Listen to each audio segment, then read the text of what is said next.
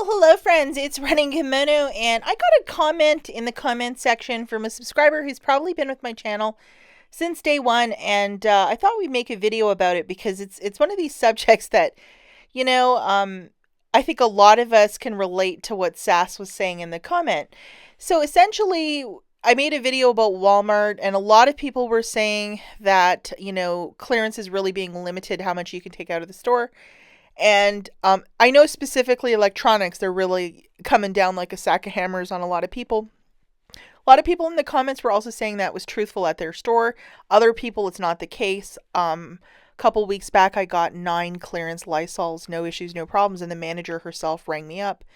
But it's one of these subjects that, Sass was saying that, if they would just limit you one clearance item per person, she'd have to bring her whole family and her husband and the comment right here was, I couldn't get my husband to coupon with me if I promised him the world. And I think a lot of us can absolutely relate with that. That if this is in fact your hobby, your spouse, although they might be supportive, they don't really understand it. They might get bored. They don't understand the nuances of the hobby and how it can be really exciting when you save a lot of money, how it just might not be their thing. And to that I say, hey, I kind of see both sides of it, because my husband too, same way, very doesn't get couponing whatsoever. And you'd think that I'm his spouse, he'd want to at least have one store card somewhere. Doesn't care. But this is what Sass wrote. She said that it would be super frustrating to bring your whole family to Walmart if it's like one clearance item per person. But I think like with a holiday like after Christmas, they're not going to limit you to like you can only buy one bow or one like coffee cup with a candy cane. I think this has to do with bigger priced items that people resell, such as those earbuds last weekend. I know a lot of shoppers were being turned away, or you can only ring up one per transaction. But I don't think it'll be this holiday stuff. But then maybe I'm wrong as well. We'll have to wait and see what happens. I will link this video at the very end if you want to watch it, because there's a lot of good information, including the article. But what Sass wrote, I just thought that was kind of funny, that I couldn't get my husband to shop/coupon with me, even if I promised him the world. And that is something that, since I got into couponing about 10 years ago, my husband will not go in the store with me. I think he gets embarrassed by me. And when things go wrong, which is usually when he's standing beside me, he just doesn't enjoy it at all, and he's embarrassed, and he just doesn't get it.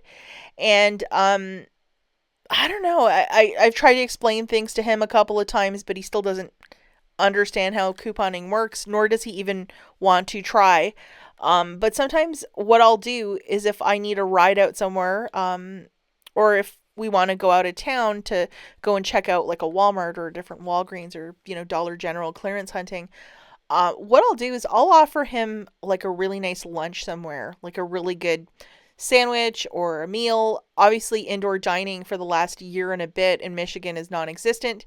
But now that things are starting to loosen up a bit, even to get some takeout somewhere to offer him something really spectacular like a lobster sandwich, this might be the bargaining chip that he'll like grin and bear the entire day, and just humor me with my clearance shopping. And he stays usually in the car, and I go into the store.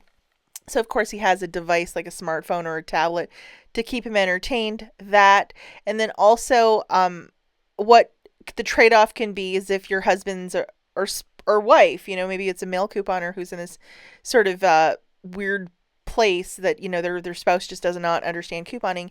Perhaps if they're really into sports, or they want to go camping for a weekend, you could do a trade-off that if you go and help me with the following, we'll go do what you want to do the next weekend or the next day.